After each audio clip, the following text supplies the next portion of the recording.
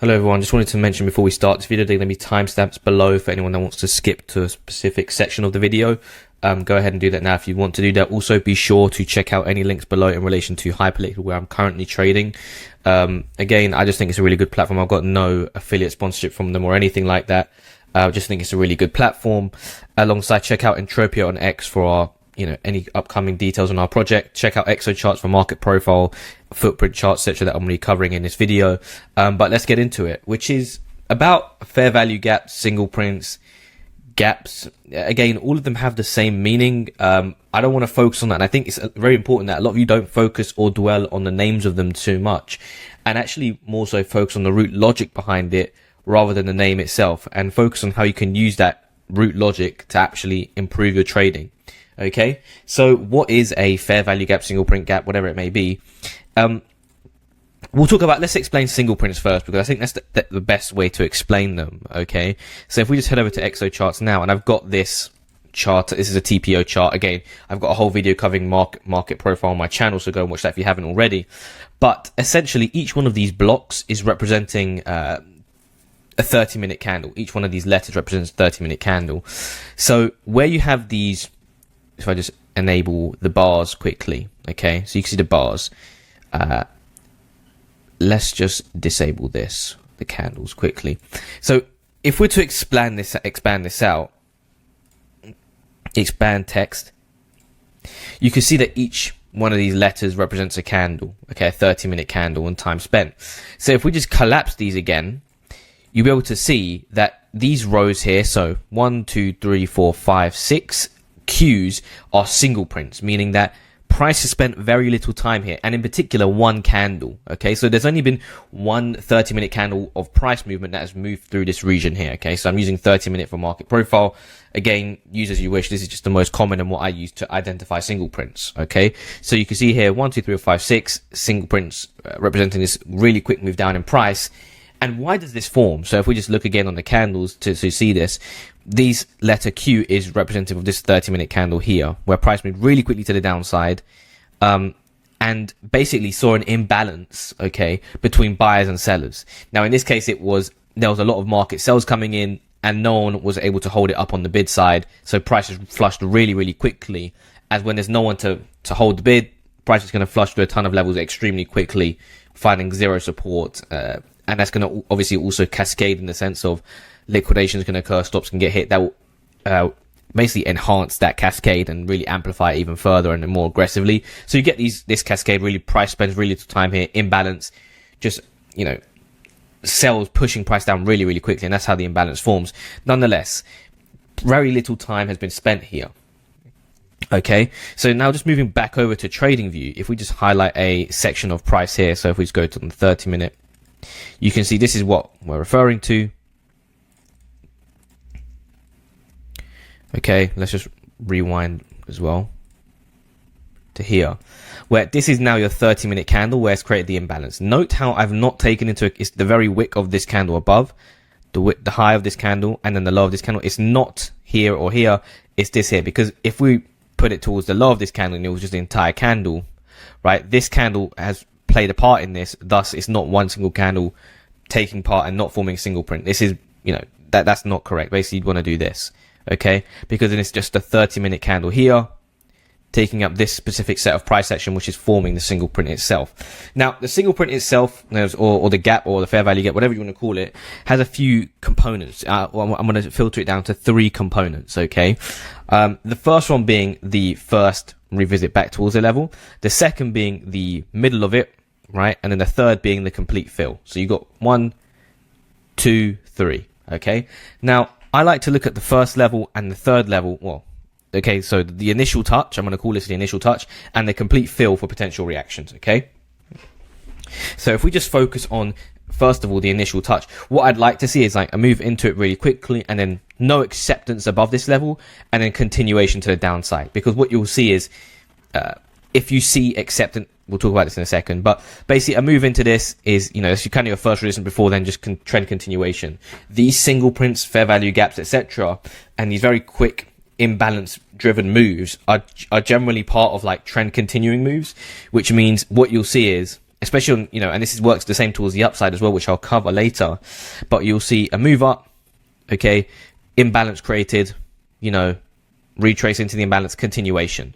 So same here, imbalance created, inefficiency, move into it, trend continuation. Okay, that's the first thing.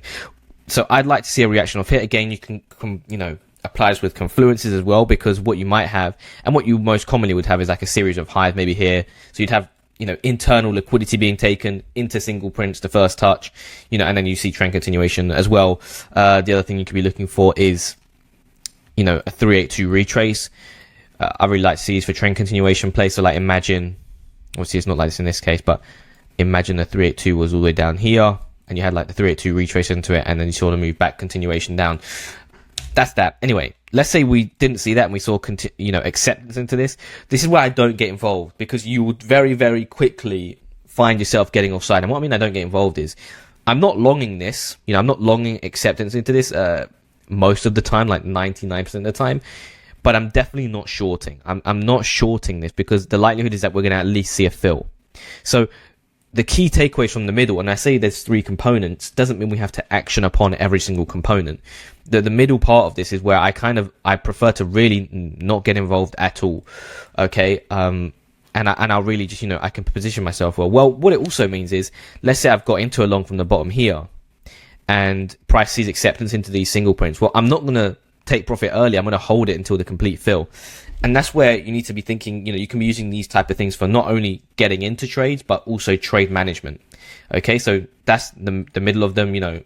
Same in reverse. If you're looking for the fill, it can really, price can rise quickly through them. And that's how you get these BART patterns almost, right? Like literally what we're seeing right here, where you've got these inefficiency in regards to price moving up, sideways movement, and then straight back through it. Where price moved really quickly before, it can happen again. So look for that. Now, the third component would be the fill. Okay, so this fill of the single print is also where you could also look for potential rejection. What I'd also like to do is, these fill levels would also come into confluence with SR levels and everything else, volume-based levels. So for example, here, what I would say is, it comes into confluence somewhat with previous support as resistance, turning into resistance. So you got 1 touch, 2 touch, 3 touch. Again, watch my horizontal SR levels video that I did previously on the channel. Go and watch that to understand how I mark out my SR levels. But I would say, look, 1, 2, 3 touches, and then if we mark out the lowest close in this case, so you've got this now zone of the single print being filled, and then you've obviously got the SR level itself here. They're now turning into resistance. So this zone as a whole is decent resistance. Reclaiming that is a sign of strength in this case. So you can be looking at single prints in this scenario as well. The other thing I'd mention here in regards to single prints, okay, is when we're looking at these, you've got 1 touch, 2 touch, 3 touch. It's no coincidence that when price broke this level here, that is when we saw the imbalance occur. Okay, well, that's when we saw the massive flush in price and the single prints form. Because when you break these, number one, you're going to have people who have placed their stops here, so their stops are going to be hit. That's going to help form the cascade that forms that imbalance between sellers in this case being, the overpowering side. Okay, so once these lows, series of lows are broken, stops are hit, liquidations are hit. Breakout traders may be entering, people, tons of things are happening, but that's what makes this flush really, really quickly. Okay. And you can see before it was like kind of really slowly grinding down. So pay attention to that. That's where you can see these really big flushes where people are going to have their stops placed generally. Okay. Or breakout traders will enter, one of the two. So those are the 3 components. The other thing I'd mention is obviously single prints, they can be, single prints, gaps, etc. I've explained the formal way of looking for them, which is through, a single piece of price action, that one candle forming the single print row, etc. But what you can be doing as well is just, looking at it from a multiple candle basis as well, like one time framing. So in this case, I've probably done a video on one time framing. If not, I've put an explanation to it on my Twitter, which you can definitely go take a look at. But basically in this case, price is one time framing up here, really quickly moving up, not taking out the previous candle low at all, moving really, really swiftly to the upside, no retrace, straight up. Okay. So when price revisits back into this zone, okay, although it's not technically a single print, some of it is, some of it will be marked as a single print on the chart. Some of it isn't, right? And it's just gonna, but nonetheless, I'd still view it as a zone of inefficiency where price move really quickly through. So when it sees you can still treat it as those components. And I'll just mark it out like this, where you've got one, and then you've got this down here. Now, if you're not so good at doing it like that, by looking at it and going, this is an inefficient move through one time framing, the only other way I'd do it is through looking at low volume nodes, for example. So I haven't done this yet, so we're going to see how it does. But if I just take a low to the high here, for example, I mean, you can see here in itself, you have areas of low volume nodes within the volume profile. Okay. So if I just highlight, for example, down here, you got a really low volume node here where price can move really quickly. And this is where the breakout occurred as well. Again, like I said previously, you got the high, and that's where you got the massive breakout, reverse, because people stops are hit, people breakout players are buying in, and that's what causes the imbalance to push price up really quickly in these scenarios. But again, what I was saying was single prints, fair value, etc. You can attribute them as well to like low volume nodes where price can move really quickly through areas of low volume, essentially. And I probably do prefer this, and then it will only really come back into support when it hits a cliff. So looking at this, you've got, let's just take our marker, and I'd mark it out from here. You can see this is your volume profile one, your distribution up here. And there isn't really, obviously you've got these little mini spikes in volume here, but it's nothing really concrete, okay? Until really you have this high volume node here. You can see just down here, maybe some of these, but I'd mark out this one down here. And that's now all of a sudden you've got your, to start the initial touch, the really quick move through, and the fill. And that is how you can create that through looking at a volume profile as well, because I probably prefer looking at it through that, because volume profile in essence can provide much better levels in reference to looking for support and resistance and finding where price is going to find value again or lose value again or see a massive breakout and stuff like that. So that is the way I look at this. Okay. Not just entering trades as confluence, the first touch and the fill, but also, trade management. How am I going to manage my trade? If I'm short from up here, for example, again, and price sees acceptance into this, I'm not just going to close it out really quickly. I'm looking and I'm thinking, hold on, I've got a winner on my hands here. I've got the market really quite in a good position. Why am I going to close unless I see a sign of strength? We're in the middle of a zone where price can move really quickly to the downside. I don't want to trade against that at the moment. I want to just hold my position for as long as possible until we find that support. So yeah, trade management, entry again at confluence with SR levels and volume-based levels.